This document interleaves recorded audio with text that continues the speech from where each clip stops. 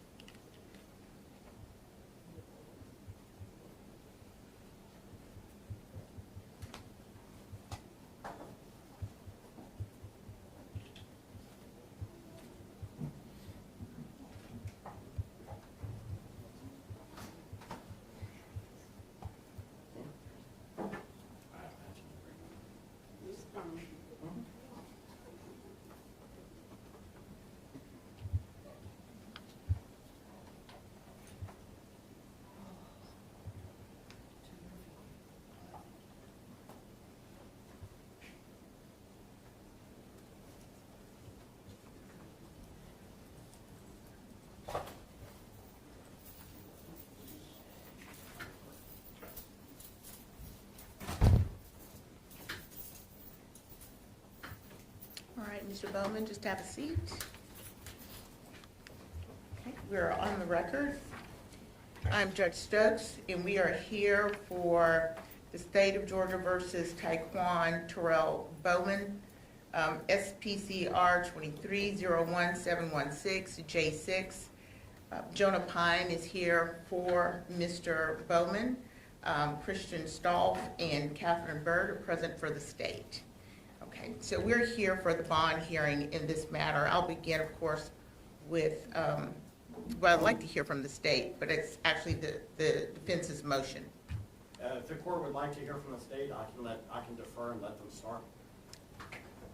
Your Honor, it's the defense's motion. We'd ask to go after. Okay. Mr. Pine. Thank you, Your Honor. We're here today on behalf of Taekwon Bowman, also known as Quando Rondo. Already in the process of filing for a bond petition and emails that have been exchanged, there was some concern and talk about, well, Mr. Bowman is a celebrity. We want to make sure that everybody gets equal treatment, and with that being the case, we're going to just track the code section 1761, and address each of the bond issues as the statute lays them out. So, first issue under 1761C is whether or not my client represents a flight risk. The state would have to agree that he has 2 local residences. Those residences were searched.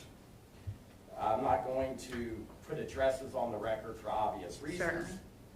But my client was born in Savannah. He was raised in Savannah. His grandmother, his mother, his father, his aunties, the mother of his his girlfriend, his daughter, they're all here in Savannah. If you're here on behalf of Quando Rondo, family or friends, please stand.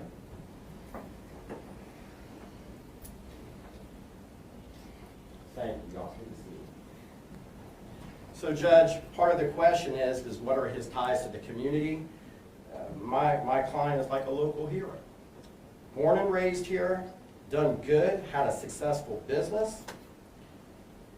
And what's more, when it comes to the flight risk issue, within days of confirming that there was a warrant issued, my client turned himself into the Chatham County Detention Center.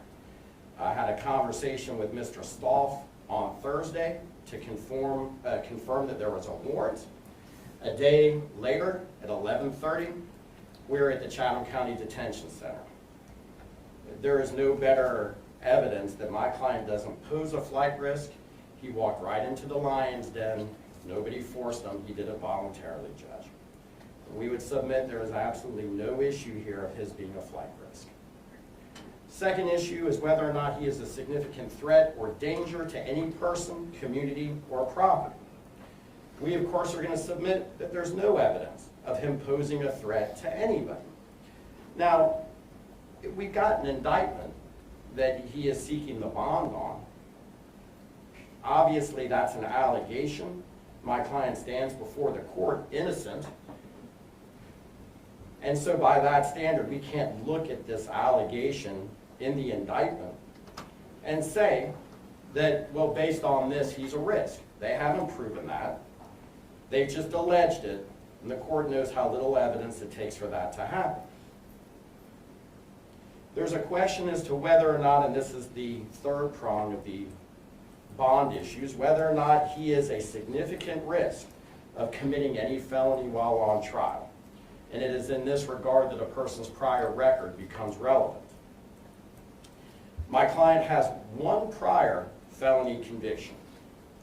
It was based on an incident that took place in August of 2016. So almost 7 years ago, he had the only felony that he's ever been accused of up until this time. And that particular case was a theft by receiving. He entered a plea to that one felony count on November the 17th of 2017. Could have used first offenders and he didn't. We may seek to see if we can do it retroactively. But in the meantime, that is the only felony conviction that he has, and I'm going to point out, it's a theft by receiving. Standard for that crime is that he had a gun that he should have known was stolen. That's it.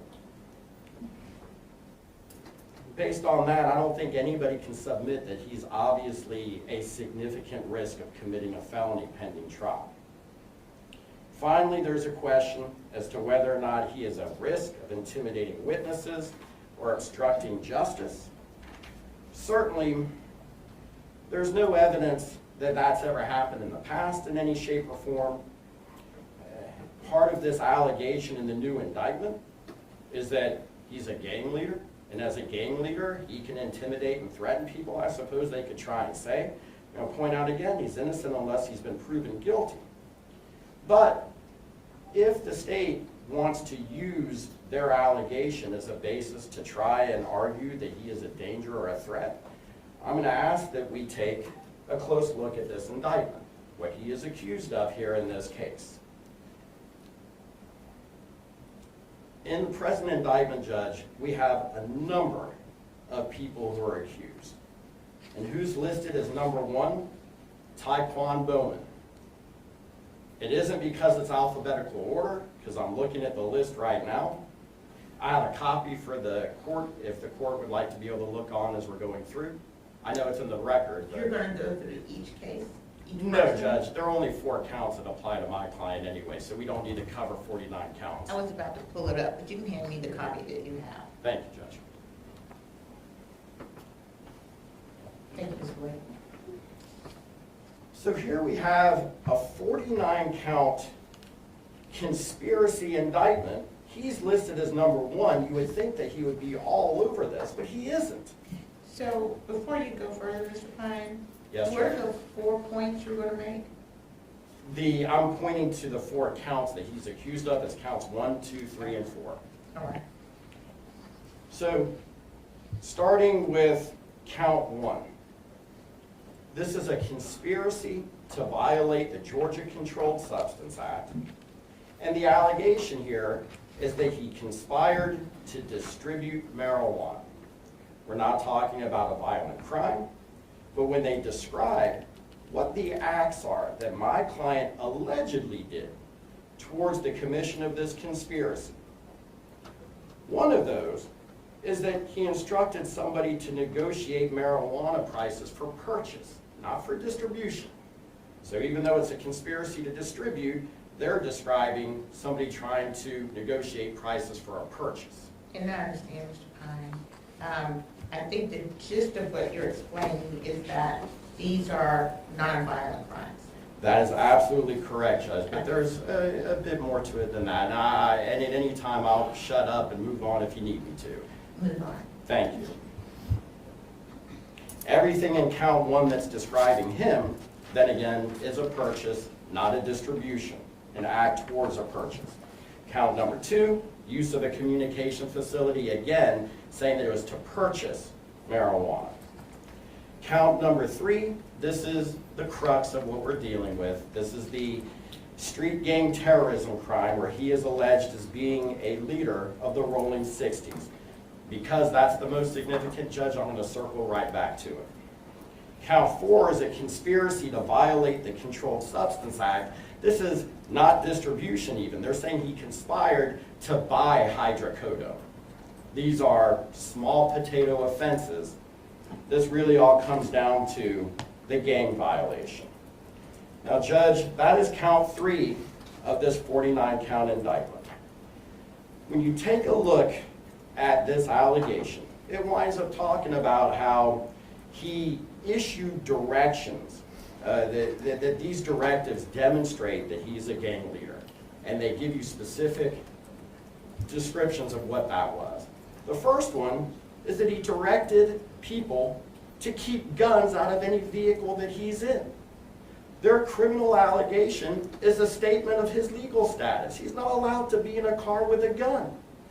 And yet they're saying that by saying that, he's demonstrating that he's a gang leader.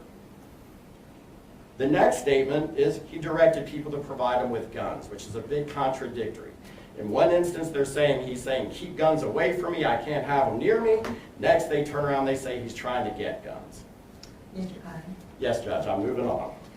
How many more? That's it. That's it as to the indictment, Judge. All right. So, we know that this gang allegation is the crux of what this case is about as far as the state conspiracy goes. And Judge, by any typical standard, given his record, given the nonviolent nature of these allegations, I think that the court would ordinarily, and I think just about any judge would be inclined to grant bond. But the state is going to wind up arguing for a high bond if a bond is granted. Objection, Your Honor. Mr. Pine doesn't know what the state's going to be arguing for him not to say what. That's true. Thank you. Sure. They may also... Don't state what we expect the state to say. Sure, and they may also want to ask the court to consider a leg monitor. Let the state present what the state is going to present. That's fine. And if you need to come back and make statements about what the state is presenting, I will allow you a brief opportunity to do that. Thank you. But Judge, we're basically asking this court to grant an OR bond.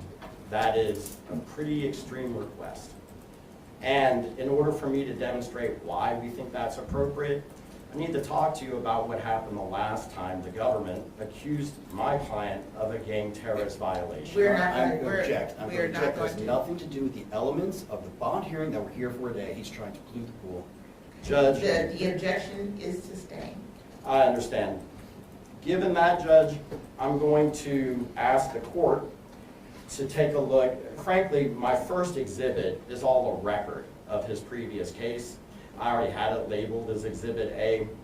That labeling, of course, won't be appropriate if we don't introduce it, No. but No, there's no need for that to be introduced. that's fine, Judge. At this point, then, I'd like to introduce a letter from his employer. I've already provided a copy to the state. It's my understanding they have no objection. I'd like to tender this letter. It did. Thank you. And that is labeled. Exhibit B. Okay. Your Honor, my client is a recording artist, an entertainer, signed to Atlantic Records. He has an incredible career. He is a rap star. And that doesn't just mean that he's working and that he's earning a living, that he's got a job. It also means that he has more than just the support of friends and family. He's got the support of one of the greatest record labels that this country has, the same record label as Led Zeppelin and Ray Charles. That's his record label. So they provided a letter to us. I would ask the court to take a moment to review that letter if the court would be willing to look at it. It is a very heartfelt letter. It talks about his career. It talks about the opportunities that he has. It talks about what kind of resources are available. Your Honor, he submitted the letter. If you'd like to read the letter. Sustained. I Thank you. have the letter and I will review the letter. Thank you. Finally, Judge, we have got, and I've already provided a copy of this to Mr. Stolf. This is an itinerary. It demonstrates the events that my client has scheduled. Should the state request monitoring, I'm going to submit that monitoring with this kind of a profession is not really going to be very much of an option. If you would like to go ahead and present that exhibit, Mr. Stolf, do you have any objection to this exhibit? No objection, Your Honor. And And I this can is- provide a copy. Okay, thank you. It is submitted. As the court can see from that exhibit, Your Honor, my client has a very busy schedule. But then again, it's not at all unusual in the music profession that nothing ever stays on schedule the way that you want it to. Flights get delayed, connections get missed, sound checks go wrong, events get changed constantly. There is absolutely no way that we can truly use a monitor to keep track of anything, nor do we have any real explanation. You're arguing something that hasn't even been presented yet. Your Honor, if they can tailor the argument to the point of a bond consideration, not what he thinks under what you're arguing. Sustained. Thank you.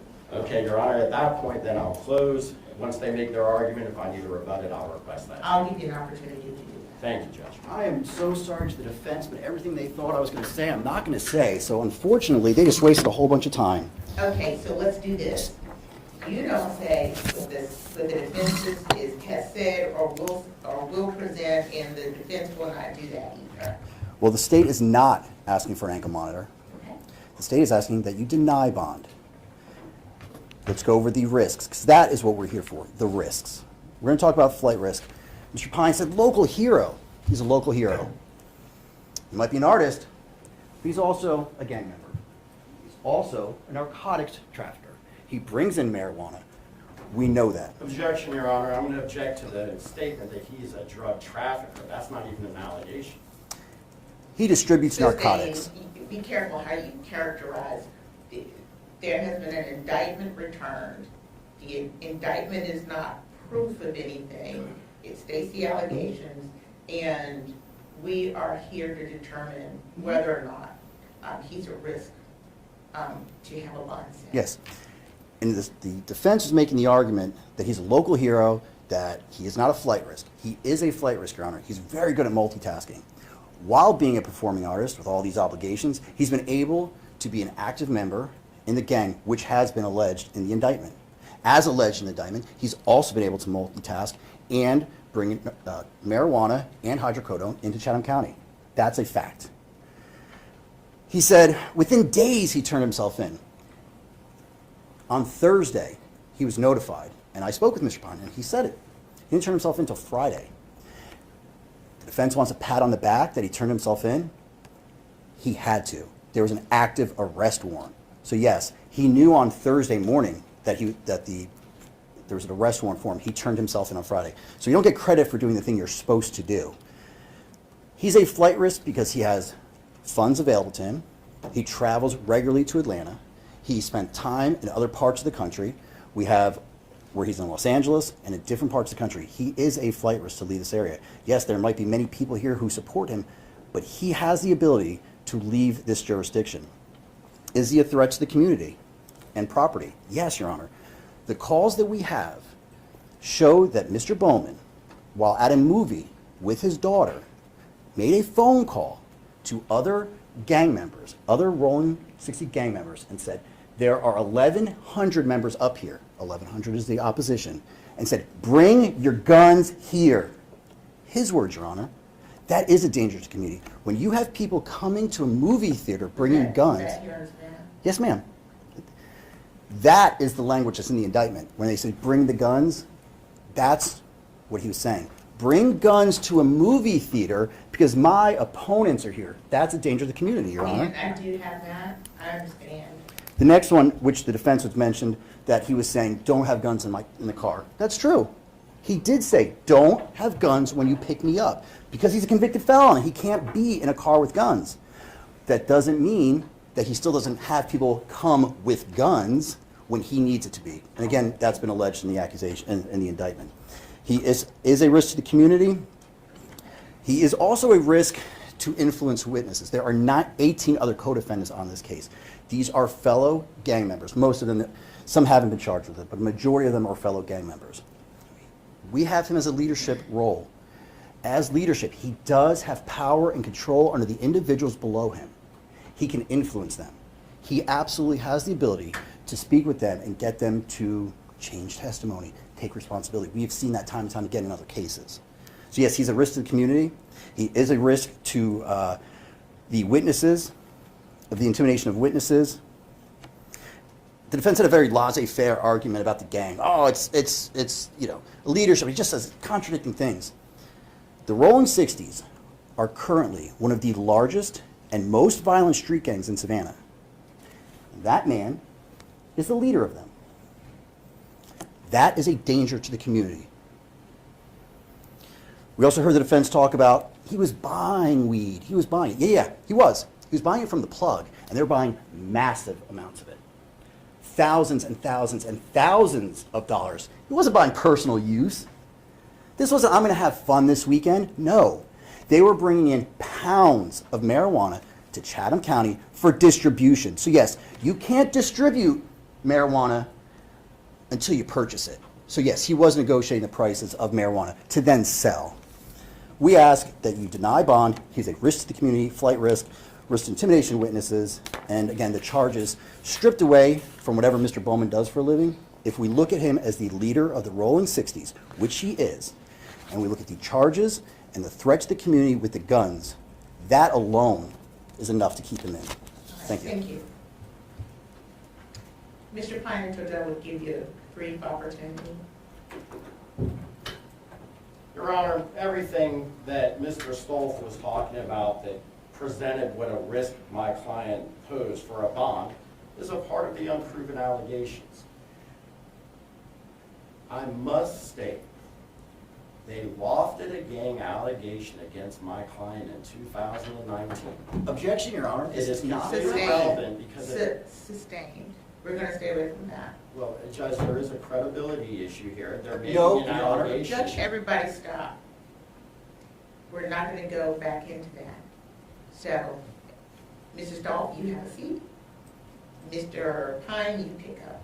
Your Honor, I'm just going to submit that all the reasons that he gave you were all allegations that the state has the burden to prove, and they have not done it. Stands before this court innocent on those charges. They haven't presented evidence, they presented argument, and they have to talk about what they think they're going to be able to show later because they don't have anything from my client's past to demonstrate it. We're going to treat Mr. Bowman like we treat everybody else. He gets out. He gets out on a reasonable bond. He is not going to require any monitor, in our opinion, nor would I think that monitoring is really going to be even effective in this kind of a situation. Given the circumstances and given the nature of these new charges, all of which are nonviolent, I'm going to ask the court to set a reasonable bond, and I'm going to ask that it be set as low as the court is willing to go. All right, thank you very much. I am going to review the exhibits that you presented. I'm going to review the arguments that both of you have made along with the indictment. I'm not going to rule now. I'm going to take it under advisement. All right, thank you. Thank you, Your Honor. Thank you, Your Honor. Thank you, everybody.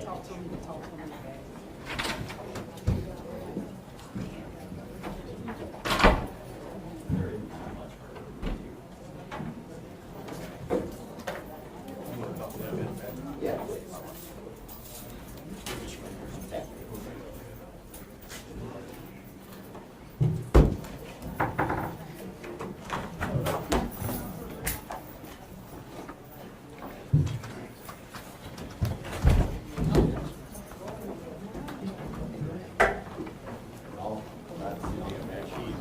Yeah, make sure you're good.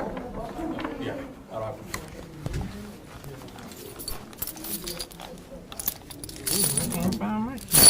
You make me nervous. Turn the phone because sometimes it sticks the other way. Yeah, thank you. Grab these microphones.